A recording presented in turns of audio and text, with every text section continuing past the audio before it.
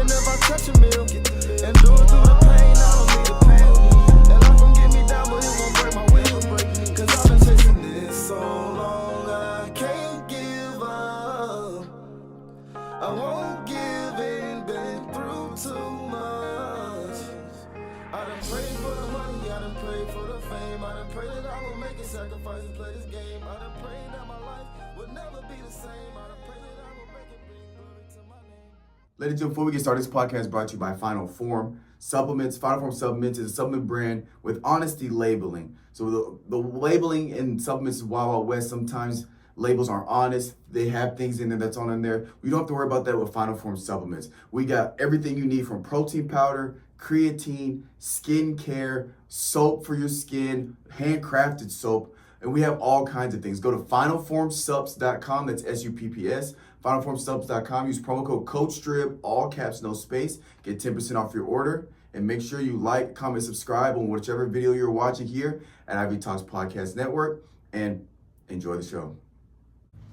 All right. Ladies and gentlemen, welcome to another episode of Uncle Strib. Today I am here with my friend Yanderee. She's gonna go ahead. Yanderee.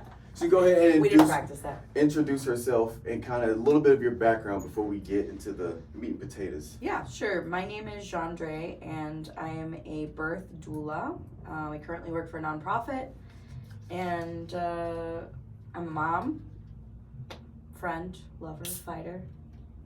I don't know. Where were you born? I was born in Puerto Rico.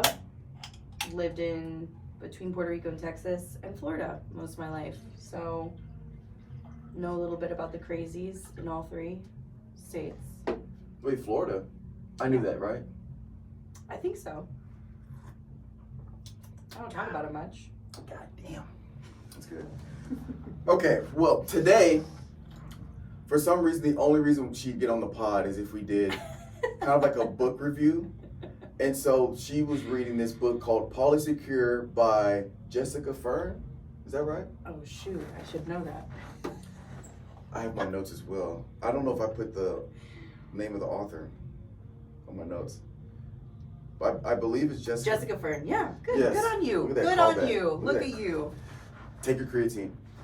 By Jessica Fern. And so I listened to the audiobook, right? Yeah. We did the audiobooked it, and we are going over pretty much a book review summary on Polysecure. So take us away.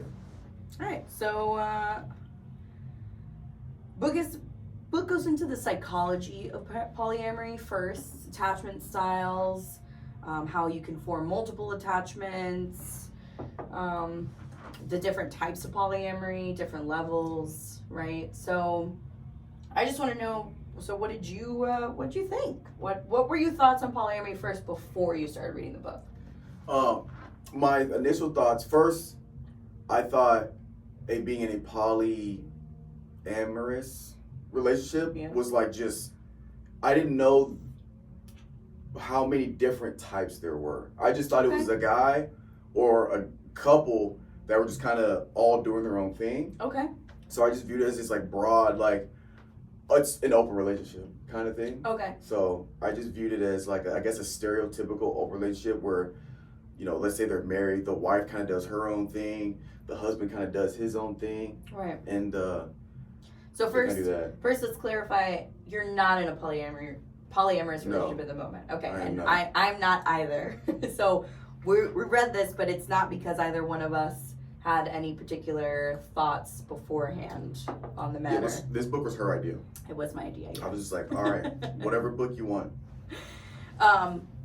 So don't tell me exactly how they changed, if they've changed, but have your thoughts changed based on the book?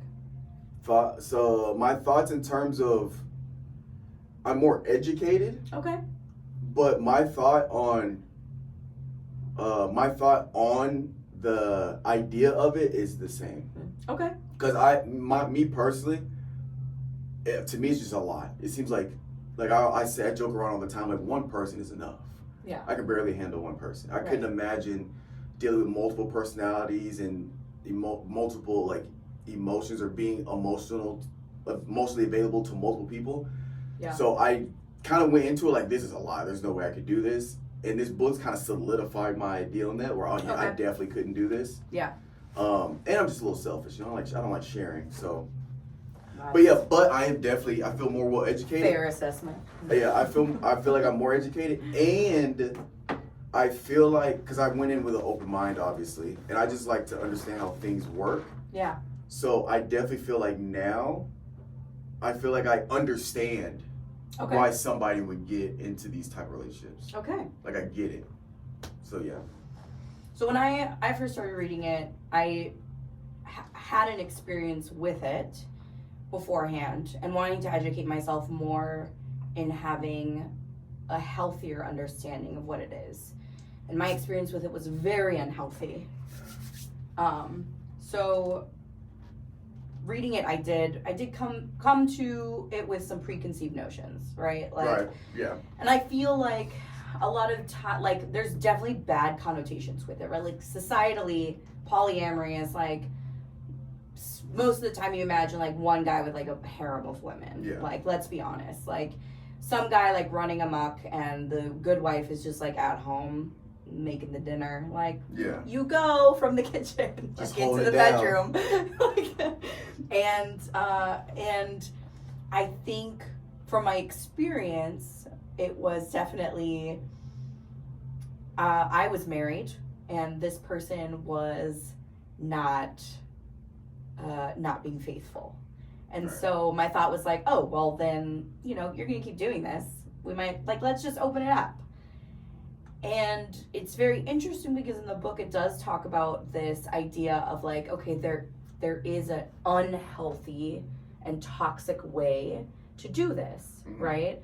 And it very much was that. And I didn't realize until reading this book, like, oh man, like, yeah, absolutely. Right. It was one person taking advantage of the relationship instead of it being this like healthy discussion about feelings, emotions, security, jealousy, which we'll get into all of that and what that means. But that was my experience going into the book firsthand. Yeah. So I thought it was a very interesting take for sure, and like you said, educated me. So let's talk attachment, right? So it goes into attachment and attachment styles in the book. Does it? It does. So there's actually this beautiful graph. So I want us to explore like, where do we fall as far as like attachment within this graph? Right, and I have the graph here if you want to see it. I don't know if you opened it up. No, I didn't. Okay.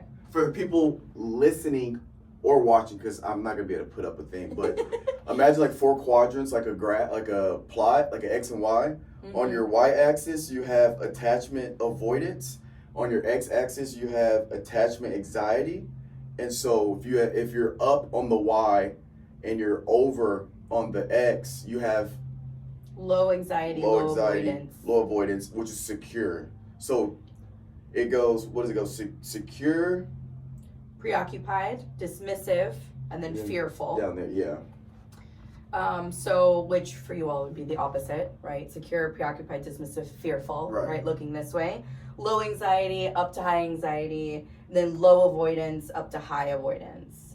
So in that regard, it's like somebody who's just really open, able to like talk about feelings, able to understand themselves. They'd be low avoidance, low anxiety, right? Like, oh, I'm feeling this kind of way today. Let's talk about it, right? That's very secure. It's a very secure person, okay? Somebody who's preoccupied might be low avoidance, right? I'm willing to talk about these things, but I'm going to be very anxious while we talk about them and before we talk about them, right? Like, that's going to be low avoidance, but like very high anxiety. Whereas the low anxiety, high avoidance is going to be somebody very dismissive, right? Like, I'm not anxious about it, willing to talk about it. No, I'm sorry, not willing to talk about it, right? Like, it doesn't bother me. Why do we need to discuss it type of person? Like, it's bothering you, so like, why do I need to talk about it? It's a you problem kind of thing.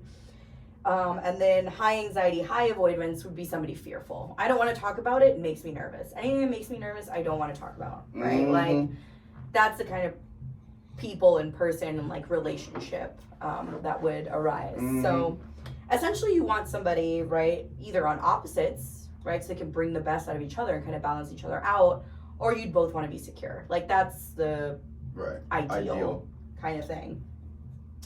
So where do you fall? I think for the most part I'm secure. I don't really have much anxiety at all. Okay. Like in life in general. Okay. I do have social anxiety when it comes to crowds. Okay. That's not related to relationships. But I do think I do kind of teeter-totter to the dismissive. Okay. It's low anxiety, high avoidance. But Okay. it's like, it depends. Like there's certain situations, because I'm kind of I guess the double-edged sword. There's a time, I believe there's a time and place for everything. Okay. So there's sometimes when things get brought up where I'm like, we're not doing this right now. Okay. Like I know it's bothering you in this moment. Right. But for me, I'm avoiding this, and we can talk about it like kind of. That's interesting because I feel like that's more secure. You're not You think avoiding so? it. You're able to talk about it. You're Yes. just, it's not the time, which I feel like is very secure in yourself and knowing time and place, right? Yeah. Because if you Yeah, don't know yeah. time and place, you're anxious, you got to bring it up right now. Yeah. And that's not you. You're not anxious. So you don't need to talk about it in that moment. And you Right. recognize when is a better time to talk about it, when you're going to be more focused, when you're going to be able, more secure, right? Level-headed. Yeah. Like that's the time and place. Well, I guess to the outside looking in, somebody else's perspective could view it as dismissive.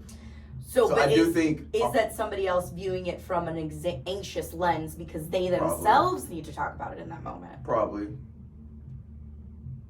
Okay. Maybe secure, maybe a little dismissive. Leaning, Okay, leaning, okay. You know, maybe. That's fair. Yeah. Okay. I think I'm Fearful. definitely anxious. Oh.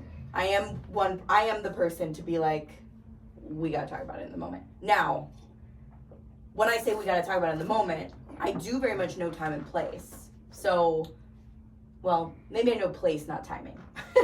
So, we're alone, like, yeah, I'm gonna bring it up. Right. Is it the right time for you? Maybe not, but that might also speak on the other person and them being dismissive. Right. But I'm very much like, we're alone, okay. But if something happens, like, and we're a crowd of people, I'm not gonna bring it up. I'm gonna take mental note, but I'm not gonna bring it up in that moment because that's not the time and place. Like, we're not about to have an argument in front of people, make people think a certain way about us. Like, people don't need to be in our business, kind of thing. And I feel like that's also with any relationship, right? Because attachment style isn't just about your romantic relationships, like familial relationships as well. I'm very good about like, you know, mom said this, brother said this, like uncle said this. Like we're not gonna talk about it at the family function, but best believe after, I'm gonna bring it up and be like, hey, did you really need to? But I'm low avoidance, that's for sure. Like I'll talk about anything and everything. Yeah. Because it needs to be spoken about. In the middle of the workout. I do. I don't avoid any, like no subject goes unturned. Like I'm an open book. That's why we're doing this. Do you feel like the way that you and your attachment style are affect your relationships in a positive or negative way?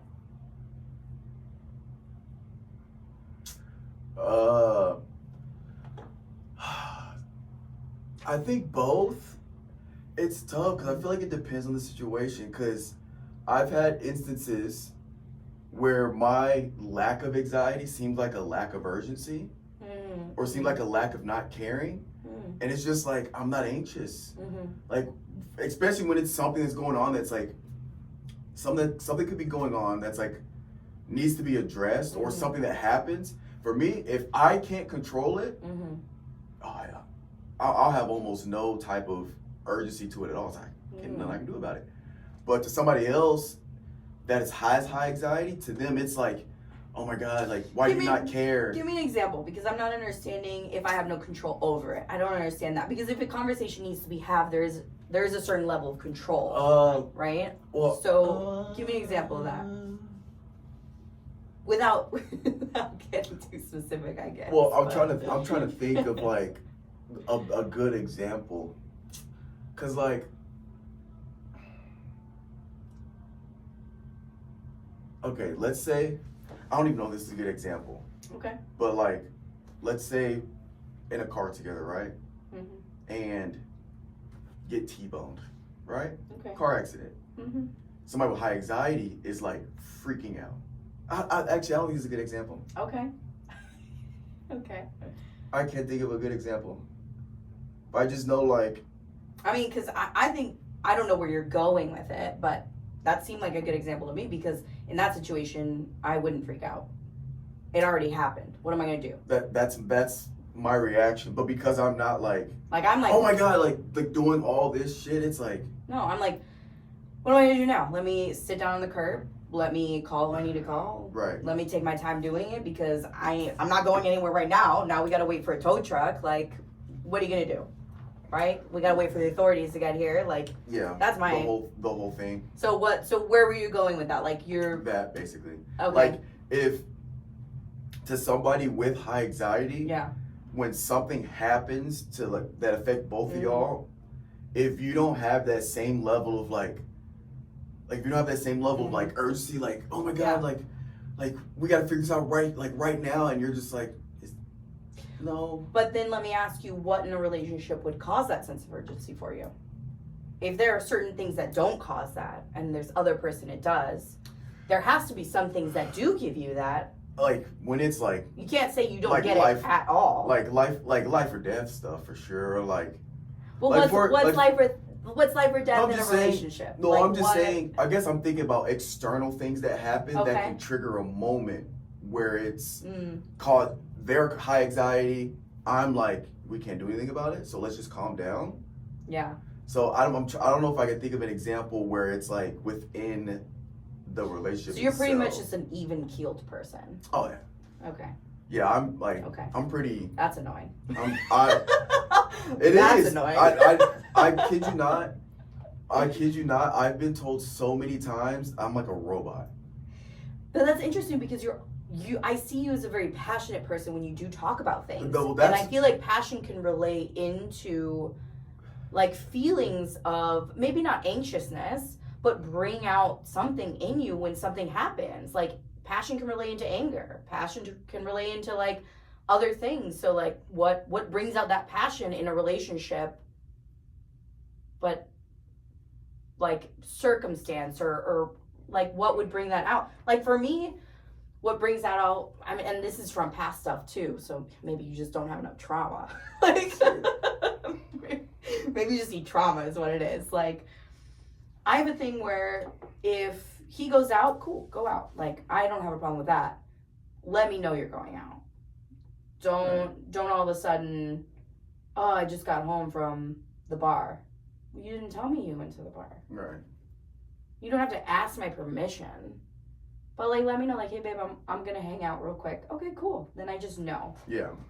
And then let me know when you get home. So like, even if I'm asleep, text me, hey, I just got home. Like, I just need that to feel secure. But let me tell you, if I wake up and there's no text message that you got home, I'm gonna think you never got home. Right. Where are you? What'd you do? Who you stayed with? But that's just that's past trauma, right? Like, but that's something that will bring out passion in me. I'm gonna get annoyed. Now, am I gonna yell at you? No, I'm not gonna yell at you. Mm-hmm. But you're gonna get a message saying, what happened? Right. Where you at? I don't know. Nothing. I'm pretty That's I'm crazy. pretty even killed. What's that feel like? How's that for you? It's a double-edged sword, I tell you that. Yeah. Cause it comes, so for some people it comes off that I don't care. It's not that I don't care. It's just, one, I think part of my problem is I'm so logically thinking. Yeah. 24/7. Yeah. And that coupled with no matter what happens to me in life, relationships, I'm pretty.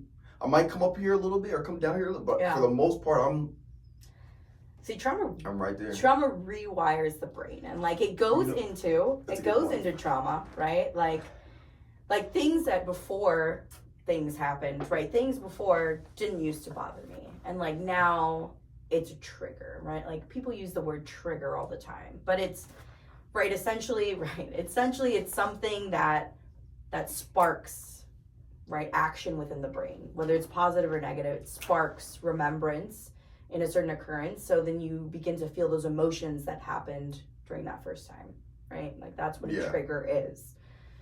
So like, it triggers affect attachment. It can. Like, it can make me go from secure to anxious. Yeah. Very quickly. And it's not because anything happened to me. Like, bodily, I'm fine. But just because something happened that was very similar to something in the past, boom, I'm back in that moment. Yeah. And, yeah. You know what? It must be nice. I think I'm the opposite. I think I used to be emotional like that, and then I had so much to where it's made me even kill. So would you say you turn off? Because that's something too. You can turn off. It can trigger you to shut down as well. Yeah, depending on what it is. I'll just like, all right. So you shut down. Yeah, sometimes. Okay. You know what I mean? So you become permissive and too passive.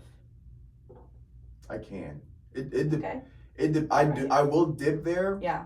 But I think for the most part it's I've been through the bullshit early on to where now I just start off. I'm just here. I used to be like up here and I used to get like up and low, like up and like big.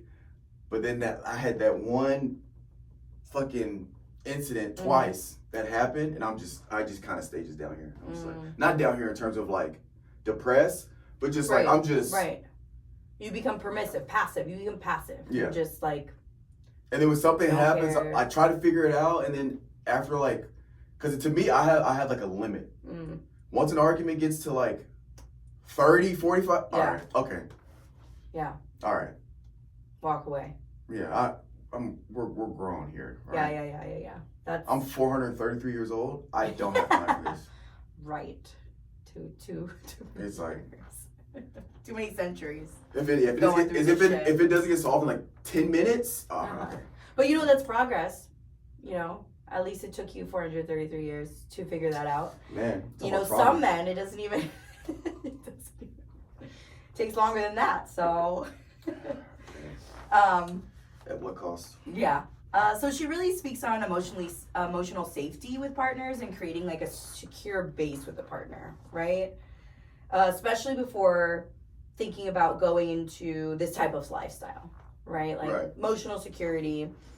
Do you think it's possible to have this lifestyle and feel emotionally safe with someone while you're fostering new relationships with other people, right? Because essentially that's what polyamory is. You're having multiple relationships and growing and fostering those, although you might have some that are stronger than others.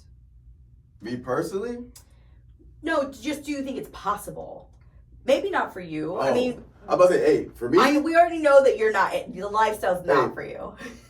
Well, no, I'm bullshit. No, me personally, yes, I think it's possible. Okay. I do think some people have the mental capacity to set boundaries, be open to the openness of this, but it's not for me. But I do think it's possible.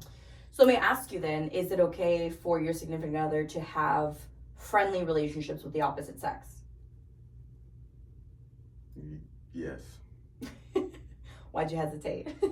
What do you mean by friendly? Like, what are we talking about? We're talking about fostering relationships with other people. I don't mean romantic relationships. Well, yeah. But even romantic relationships start as friendship. Shit, you would hope. So, you would hope. So, let's think realistically. Are you okay with your significant other fostering a relationship with the opposite sex? Yeah. Yeah? Yeah. I've been there, done that. Okay. Especially, you make friends at work. Yeah. I have 3 female friends at work. Shout out Mia. Mia. She's been on the pod. Okay. We're really good friends. Nice. Yeah. Okay.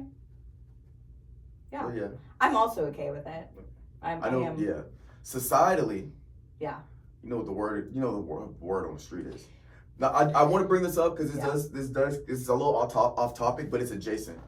But I was watching this reel and this I guess girl or guy was going around asking, the question is, can a girl really be friends with have a real male friend and it be strictly platonic? And the main consensus is generally no, that friend is just waiting until she's available to like swoop in. And it bothers me a little bit because I have friends, my female friends, that I would never. Yeah. No. Yeah. I would never. Yeah. Never cross my mind. Right. Strictly platonic. Right. So I think it's possible. Now, I think that just speaks to the type of guys that think that's the only. Yeah. I think most of those guys have just been in that position, basically. Yeah. I think it's absolutely possible to have friendships with the opposite sex. I do think that it does take a certain level of thought to take it beyond, right? Boundaries. Right. You got to have that boundary of like what's appropriate, what's inappropriate, especially when you are in a monogamous relationship. It's clearly monogamous. You've set that rule, right? So I think, I do think it's possible. I think there just has to be, it comes down to security, right? It's creating that foundation between those two people to say like, no, I know my significant other, they would never. Like, you share with each other enough, like you're with each other enough, but it's shaky. It's like, what's that line? Yeah, they gotta be unattractive. Well, for sure.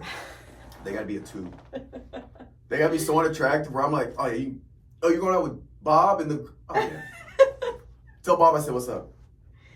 I think it comes down to me how that other person is reacting to my significant other, right? Like the interaction. If they're having a conversation and she's touching his arm when she laughs, like that's body language no-nos. Yeah. Like you're crossing a line. Right. But if they're having a conversation, they could joke about anything. They're like, why not? Like, yeah, go ahead. Like, have that friendship, regardless of looks, too. I say that regardless of looks. All right. Like, I do. I think that regardless of looks, like, because I don't know, it would also be personality. Would you let your significant other be friends with Beyonce? Yeah, absolutely. Yeah. A single Beyonce. Yes, I would. Yeah, I would. Okay. Janae Eiko? I don't know that my significant other would let me be friends with Beyonce and not cross the line. Chris Brown? Yeah, well, You're not being friends with yeah. Usher. You know what he says? Don't bring your girl around me. Yeah, but it's the girl. Like, it's not. He can say whatever he wants, but it's the other person what she allows to be done to her body and her boundaries. I agree. It's both of them, right? No, I'm just saying it's both of them, but it takes 2 to tango. It takes 2. It takes 2 to tango. Consensually. Yeah. Consensually. Big consent here. Believe in consent. Yeah. Okay. So, jealousy. Mm-hmm. Right? Mm-hmm. So how does it show up? Because she talks about jealousy, right? And she talks about it being a normal and natural emotion. Right. So I'm actually going to start this one off. Like, I am going to ask the question, but I'm going to answer it first. Okay. How does jealousy show up for you and your partner in monogamy? I'm a single mom, right? Like, I do have a significant other at this moment, and jealousy shows up for me when they're able to go out because they're not a single parent. They have a co-parent who's involved. I do co-parent, but they're not involved. They're very sporadic. So my significant other gets to go out, drink with the guys, have some fun. Jealousy shows up for me in that I'm jealous you get to go out. Like, I'm jealous. Oh, like the social aspect? Yeah, absolutely. Like, but the fact is I can recognize in what I feel like is a healthy way, it's not him. That's his life. He's able to do that. Right. I'm not able to do that. That's my circumstance. So I'm jealousy of the action, your ability to do that. And I have to be able to recognize that, because if I don't recognize that and say that within myself and have that healthy conversation of, you know, I'm able to feel jealousy, but at the same time, I'm able to be happy for you for going out. I'm able to ask you, like, hey, like, what are you doing? Like, oh, what'd you talk about? Like, be excited for your interaction while still having that jealousy and recognizing that jealousy of, like, man, you know, I wish I could too. Yeah, like, I wish I could go out. I feel like if I don't have that self-awareness, Right.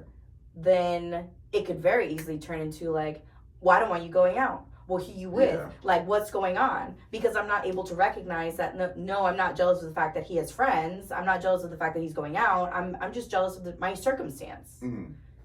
So how does jealousy show up for you in monogamy? Because it is possible to have that in monogamy. And can you separate that feeling from the action that's causing the jealousy to see where that feeling's actually stemming from? Damn. Jealousy. Hot button. I'm trying to think, because Are you so even keeled that you're like not even? I mean, I don't, it takes a lot for me to reach that, like, it takes a lot for me to reach that point. Just because, like, I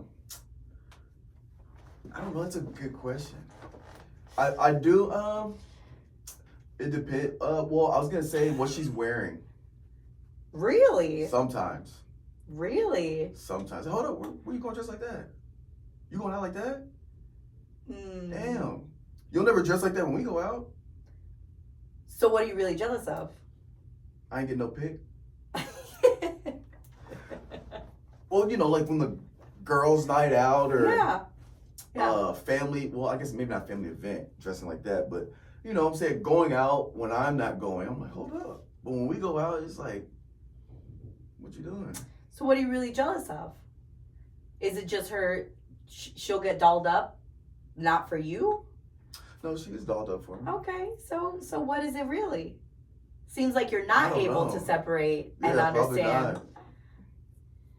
I just want at least a pic of the fit. That's what would cure the jealousy. That's it. That's all you need. Jealousy gone.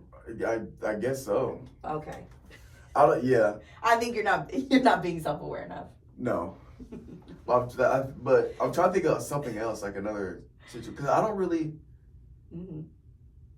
get, because like, oh, this is terrible, but you know, like for me, whenever my significant other like goes out, I get excited. Why is that terrible? Because I get to get on the game. Why is that terrible? I'd be like, you don't want to go out with the girls or nothing this weekend? You want to take a girls trip to Dallas or nothing? Like, you want to just be here? You sure? But why is that terrible? Because it sounds like I'm trying to just like. But it's okay to want, like, do you guys live together, first of all? Like, do you need that alone time? Kind of. Okay. Sort of. So then that makes sense. Like, you both need your own time. Just, So that makes sense. Like, that doesn't sound terrible to me at all. It sounds like you're just like, yeah, you go enjoy you, because I would like to enjoy me a little bit in my time. And like, you have to have those stress relievers. If you're not, you're going to drive each other bananas and up a wall.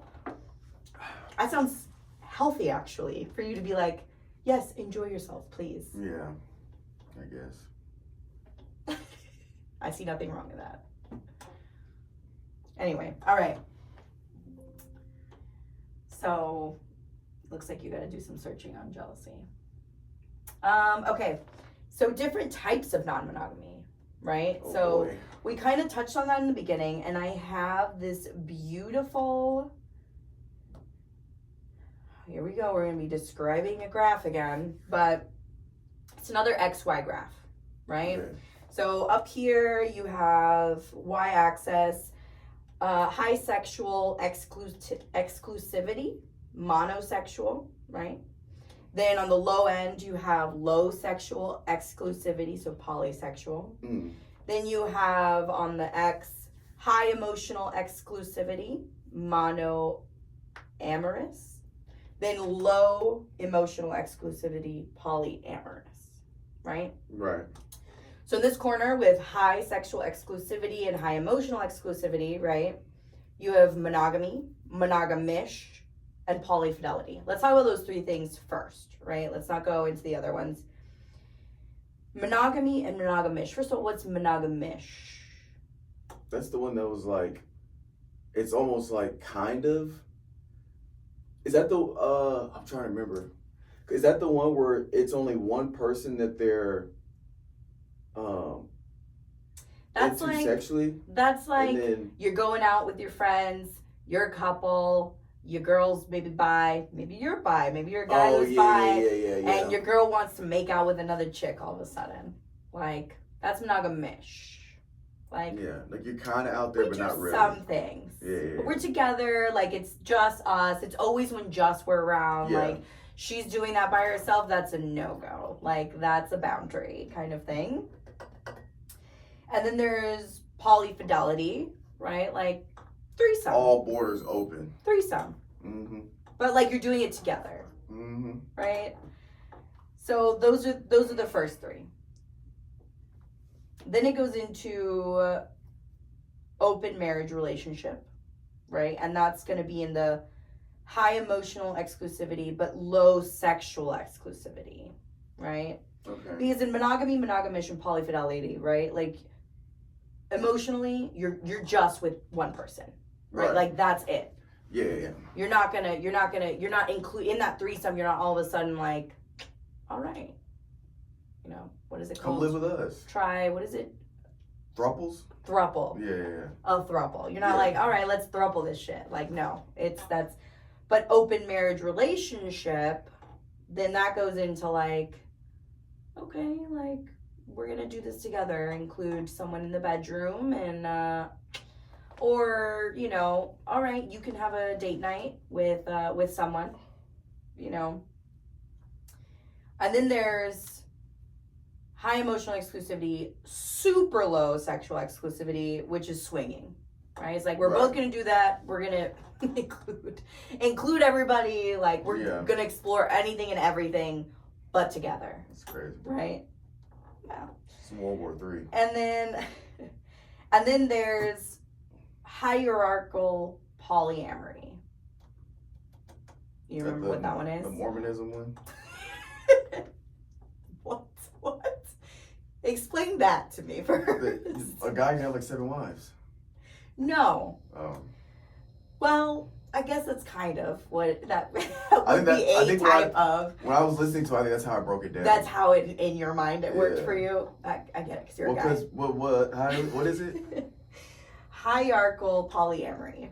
So it's there's like... a primary, right? There's a primary partner. Right. And then the other ones are kind of like there, but like, this is my main. Right. And like this look, whatever we do, like, the boundaries are set by just me and my partner. Right. So there's certain things I can't do because that's... I've talked to about. So it gives very low authority to whoever those other people are outside of the relationship, right?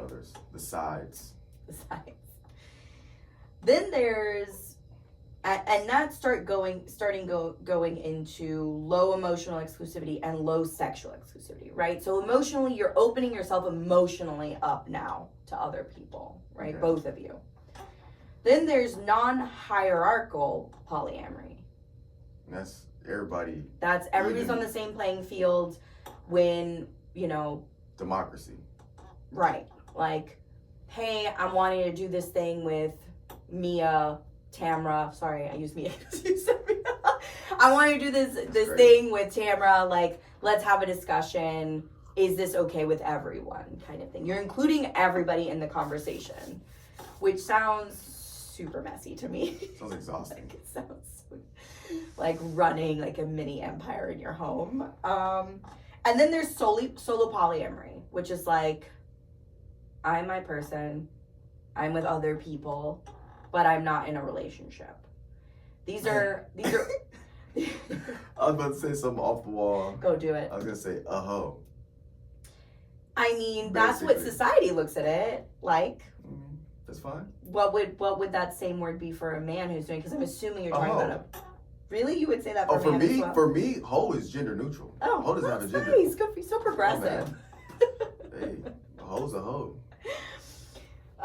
So then there's also relationship anarchy, which is just like... Yeah, which is just like... That's the brothel. That's like, I'm solo, but everybody's on the same playing field. Like, everybody's open to anything... I don't hold relationships in different... There's no such thing as, like, boyfriend, girlfriend. There's just... It's just we're all in a relationship. That's it. Kind of thing. Jeez. And then going into low emotional, and those are all low sexual exclusivity, low emotional exclusivity, right? Okay. Polysexual, polyamorous, okay? Then let's get into monosexual, polyamorous, right? Jesus. And so this is, this is exactly what you didn't know, right? You said in the beginning, you didn't know that there was so many different types. This part where I was like, oh my God, this woman's just adding polys onto Morpheus. I didn't know what was going on. But it's great because there are so many different relationships and there's such a stigma about talking about it. That's why you don't hear about these relationships. Mm-hmm. There's probably somebody you know in this type of relationship, but you don't know it because they don't talk about it. I mean, maybe they're asexual and polyamorous. Asexual and polyamorous. Yeah. So that means they're not having sexual relations, physical relations with anyone, but they're having really tight emotional relationships with a lot of people. Is that even? Yeah, I can think of example people who live online. People who live online. How emotional?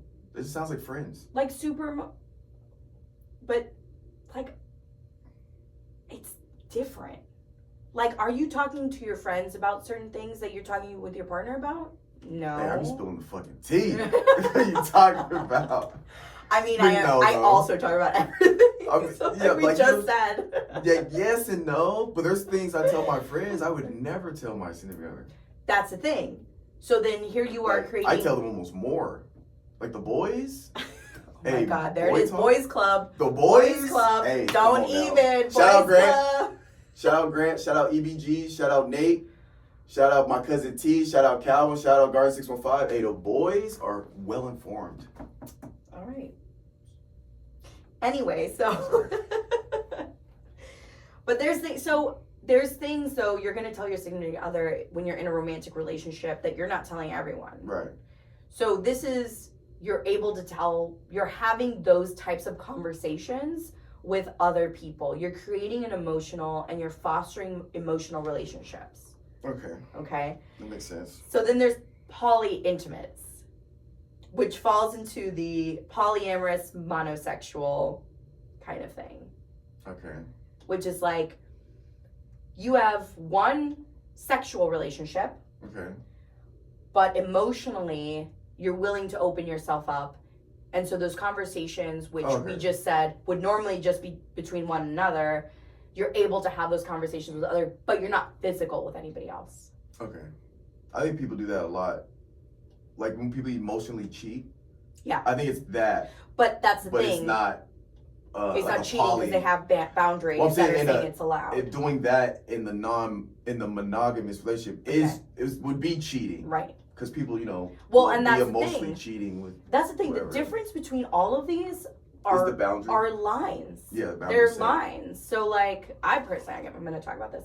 I personally, like, I've been in relationships where we're out, we're having drinks, like, I'm making out with a girl and he's totally fine with it.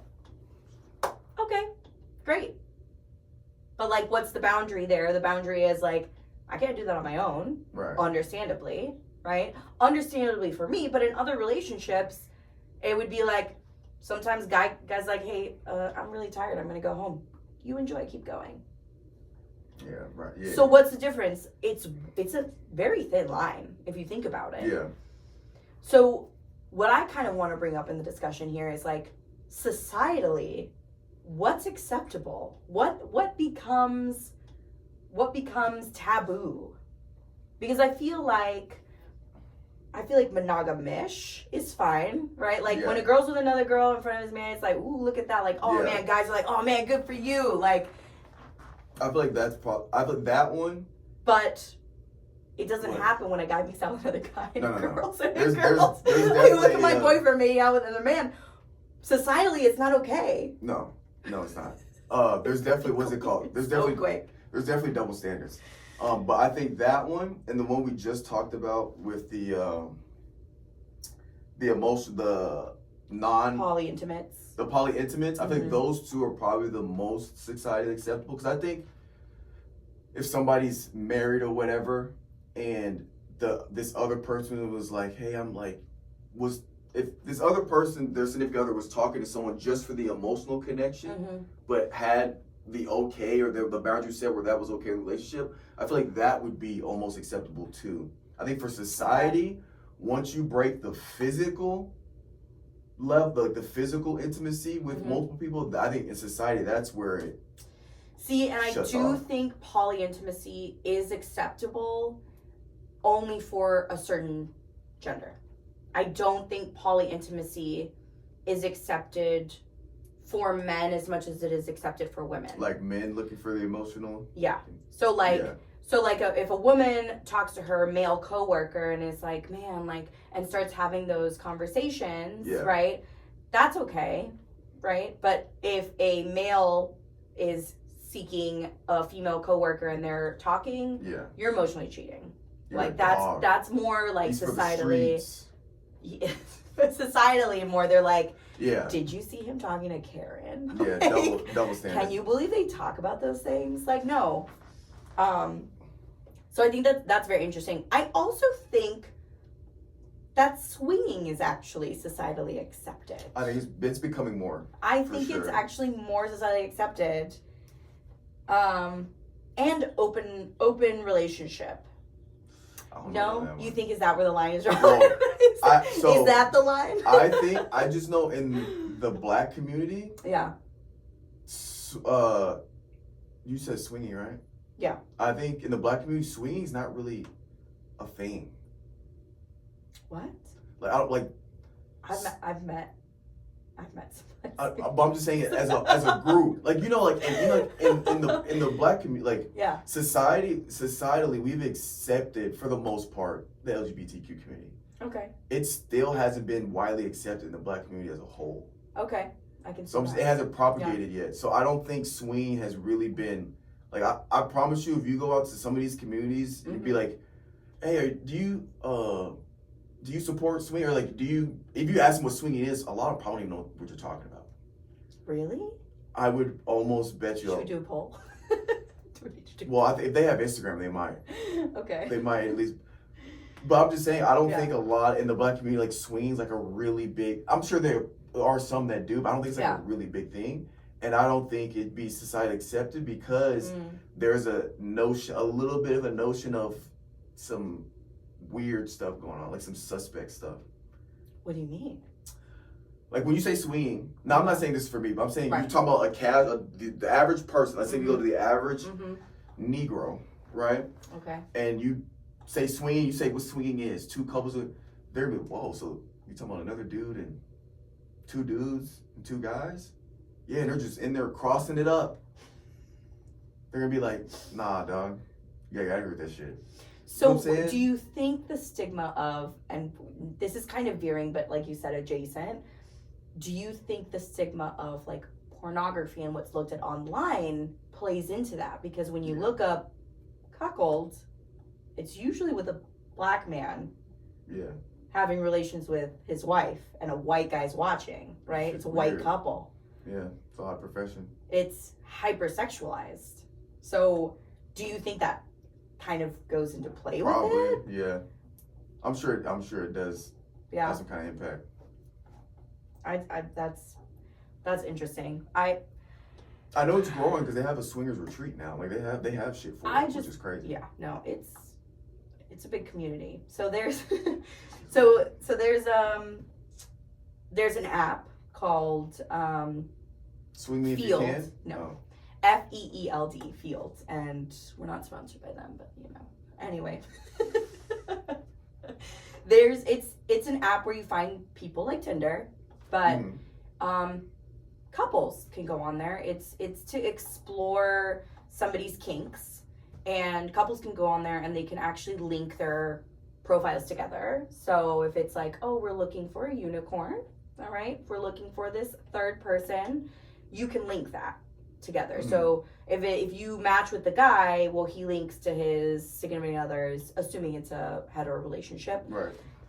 Links the significant other's profile, so you can go and also see the significant other and decide if you want to match. Get in there, right?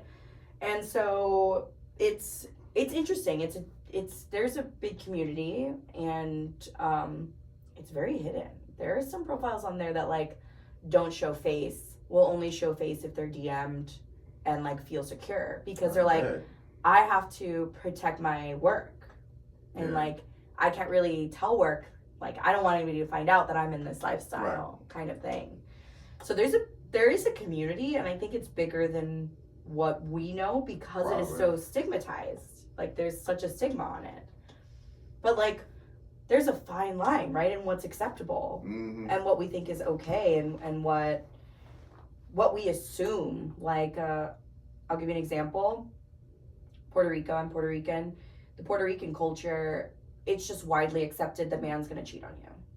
I was married, and when I found out my husband was cheating, the answer was like, well, it happens to all of us. Excuse me? What do you mean? And it's just kind of, it's just accepted. It's like the man's gonna cheat. So when the relationship was opened, because I thought that was gonna be the solution, right? Like, you want your freedom, fine, take your freedom, but like, don't hold me down at home. Like, we both gotta have our freedom, kind of thing. It was like, look at her. Like, look at what she's doing. Like, there's a double standard of like what's acceptable. So it like you were saying, culturally, depends on the culture, what's acceptable. Man stepping on his wife, absolutely fine. But as soon as they open, it's like, did you hear about her? Did you see what she was doing? And then there's also that other standard of a lot of his friends started messaging me, and we set a boundary, which I respected. The other person did not, but I respected of like, okay, we don't, like, friends are a no. Like, that's a boundary. Cool. So here I am saying no. They're coming to me. I'm saying no, but the finger was pointed. Can't believe you talked to my friend. And it's just like, excuse me? No, I didn't.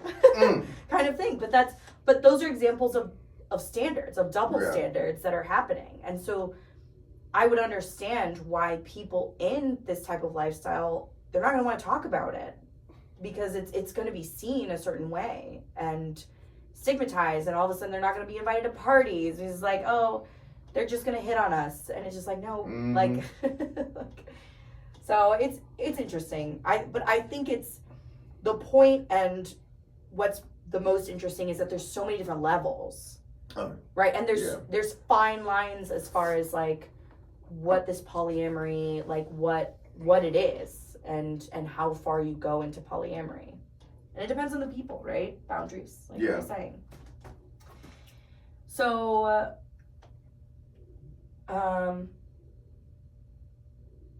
what type would you be okay with? None of it. Absolutely none of it. Okay. I ain't going for none of that. I think if I were with somebody who's secure and we created a secure foundation, I think I could see going hierarchical polyamory. That's the primary? Yeah, because I could see, like, this is my queen. This is my queen. Nobody goes above her, but, you're definitely below her, and I can treat her really well. Yeah, we can do whatever on the side, but, like, this is who I answer to. You just want somebody to feed you grapes. No. I'm talking about this other person having other people. Like, but you don't get another person either? Yeah, I would also. Yeah, absolutely. But that'd be my king. Like, that'd be the person I answer to. That'd be the person, like, yeah, we do this together. And, like, when I go out, like, everybody else is going to be like, dang, like, look at that. Like, look how secure they are. That sounds like a couple pimping out. Like some type of pimp business with a couple. Like a king and a queen, like just running.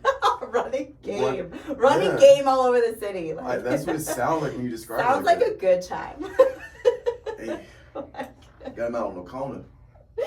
What is that song? I like her. I like him too. He's my man. He's my boo. Okay, anyway. I don't know. This one made me think about.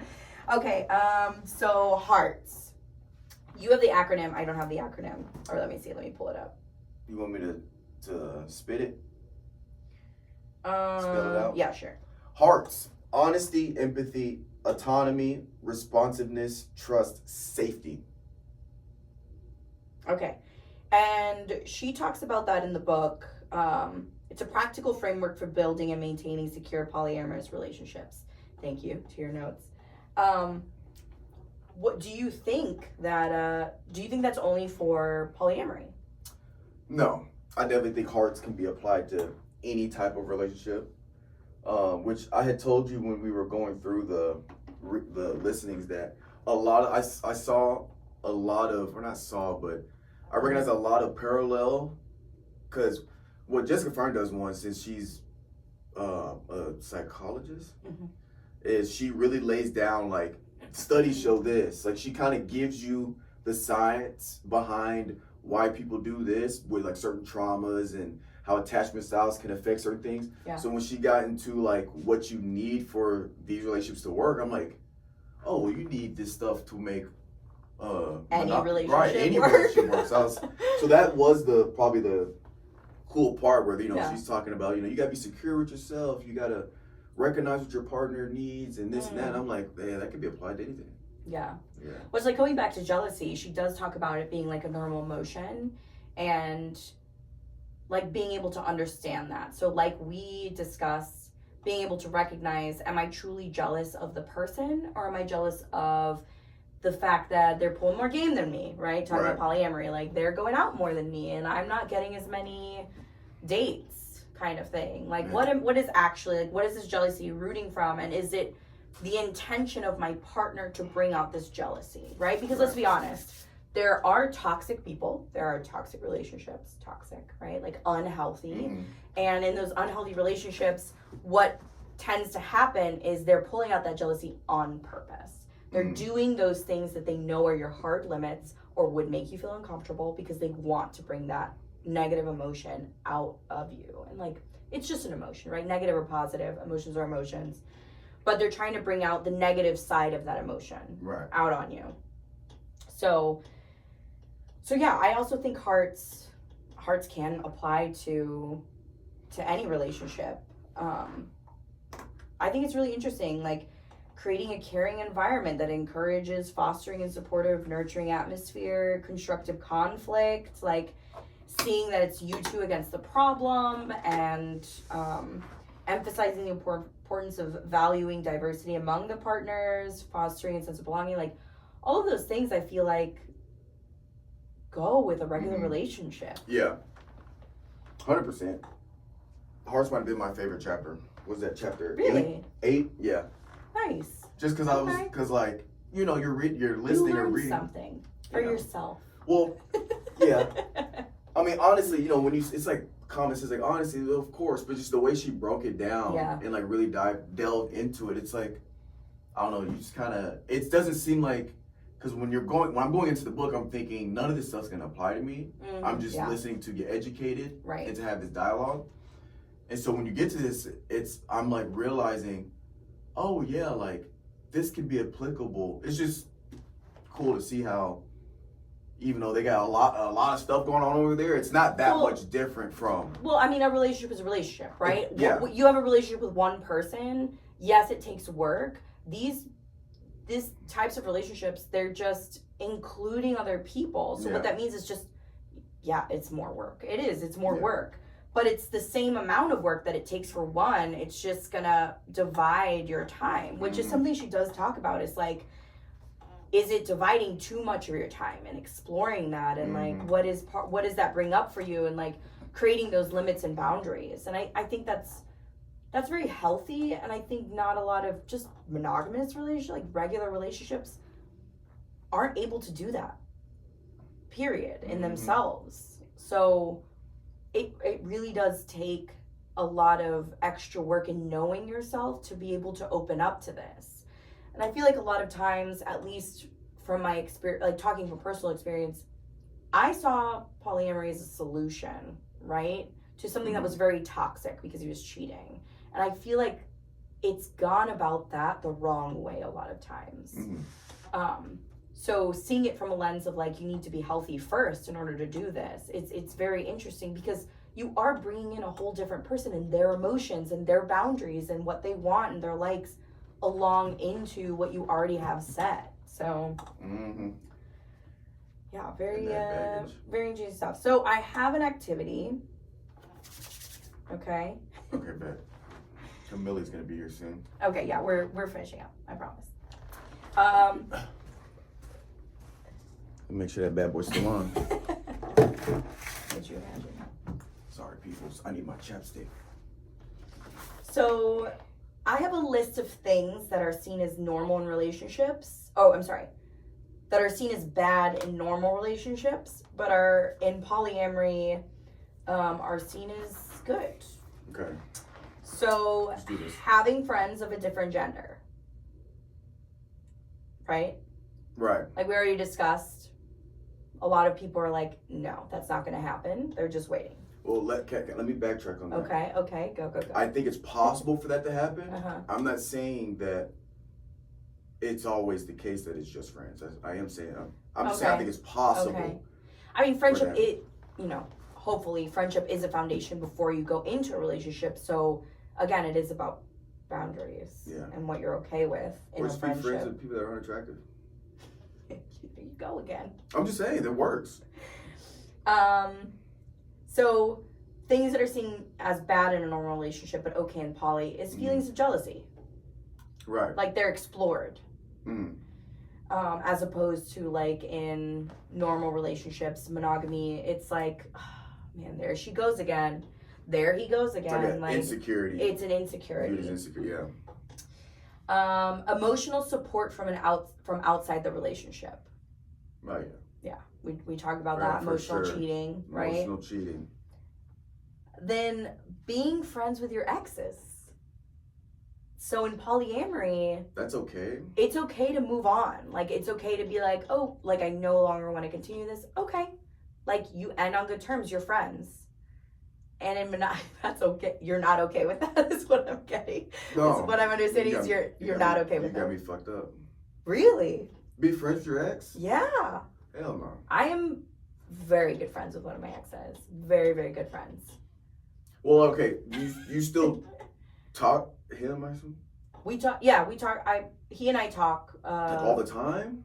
We talk once a week. What kind of talk? Like sending reels? Or like, No. How's your No. week? Like, catch it up? No, like, so when we worked together, we did a lot of art together. So to motivate each other to continue to do art, we just check in on Mondays. Hey, did you do any art this week? And he's like, no, or yes. And that's it. Like, that's the extent of our conversation. I would have to know the extent of the conversation. If they're like buddy, friend, like, oh, I'm going with my ex to get a cup of coffee because y'all still live in the same town. I'm like, he yo. lives in a different state too. It's the other thing. Okay. It's like it's not like we're not doing video calls. Like, Okay, thank you. Actually, yeah, we've done video calls before. Like, like he's drinking and he's like, hey, like, and we're catching up. I'm like, oh man, work was like a really tough week. Oh yeah, like, oh yeah, for me too. And like, we do different things. And then it's always like, man, I really miss talking to you. Thank you so much for calling me. Like, I'm really glad you're doing well. And that's it. Like, that's how it ends. It's tough.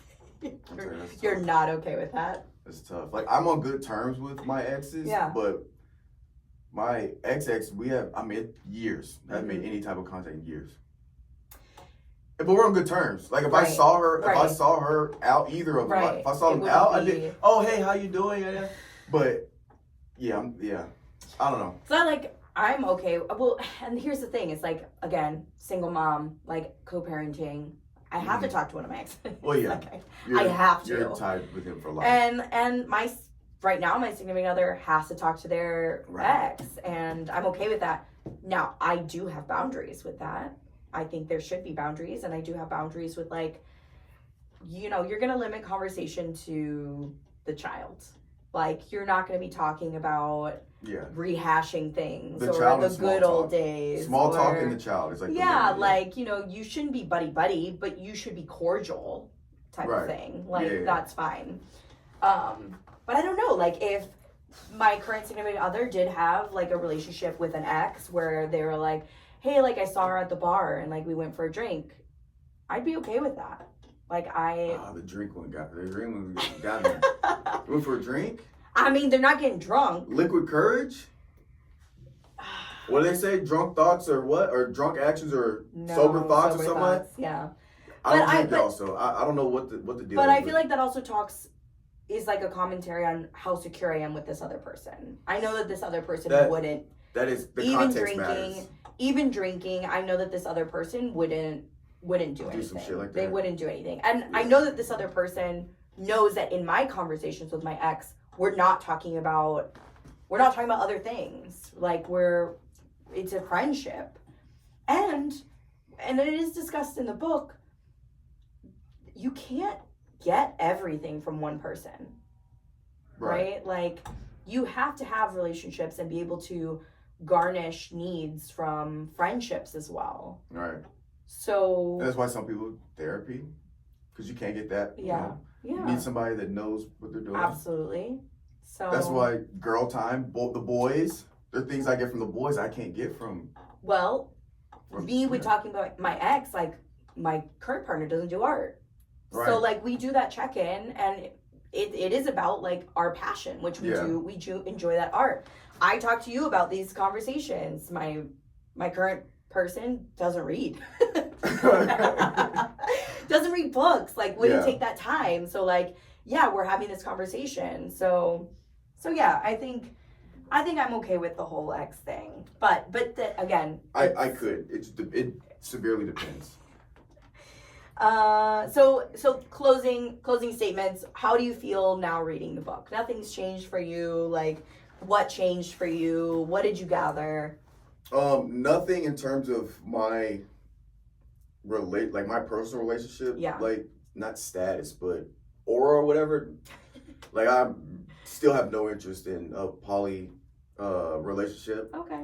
But I feel like I know more. I feel like I understand. I can kind of see where somebody, doesn't feel complete with this person, but they really, really love them. They really care for them. Yeah. They don't want to leave them, yeah. but they're missing something that could potentially be a thing. And then, just learning about the psychology of attachments and traumas and how to work through insecurities and how to work through high avoidance and high anxiety with your partner, even if it's monogamy, can be, beneficial. So I definitely learned, a little psychology and maybe some tools in my back pocket that can just be dismissive. I think I garnished a new level of respect for people who are able to do that. Oh yeah, for sure. Like it takes so much work. You gotta be built different. You gotta be, and just the level of respect that you need to have for so many different people as well. Especially if it's healthy too, if it's not I couldn't imagine. That's what I'm saying. Like, I couldn't imagine. I feel almost like, okay, you have Dragon Ball Z there, like Super Saiyan mode. Like you're able to be in a super polyamorous relationship. You're like the ultimate. Like dang, like look at you. Like you're able to balance so much. Like that's crazy. But it did also, at least as a single mom, I was like, how awesome would it be to like have a village? Because there are polyamorous relationships that include children. Not that they're in the polyamory, but they're growing children. Like they're helping raise children together, and that may look like 3 moms and 2 dads. That may look like 4 people, 2 moms, 2 dads. That may look like 3 dads, a mom. Like that's amazing to me. Sister wives. I guess like a bunch of moms and like 1 dad. Yeah, that would be. But like, isn't he involved with like in that type of? Yeah, he has like several children and all the wives. I remember watching like one episode and like he got the other one pregnant again or something like that. I don't know. I haven't seen one. I was trying to make a connection. It's a level of polyamory. Yeah. It's true. So. But I just know the kids were involved in that whole. Yeah, I don't know how healthy that one is. Well, we'll have to maybe for another episode. No, it's not. Because that one episode I watched, I was like, this is not going well for Jeremy at all. This is not going well. Poor Jeremy or poor his wives, which for everyone. Jeremy, the wives were ganging up on him.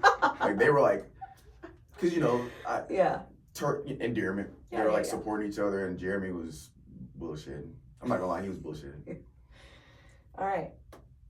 Is that it? All right, that's we wrapped it up? Yeah. Ladies and gentlemen, we appreciate you guys for watching this episode and this great book review. Maybe more to come. Maybe not. We'll see. But we'll catch you guys next time. I'm gonna chase my dreams. My life has meaning. On my faith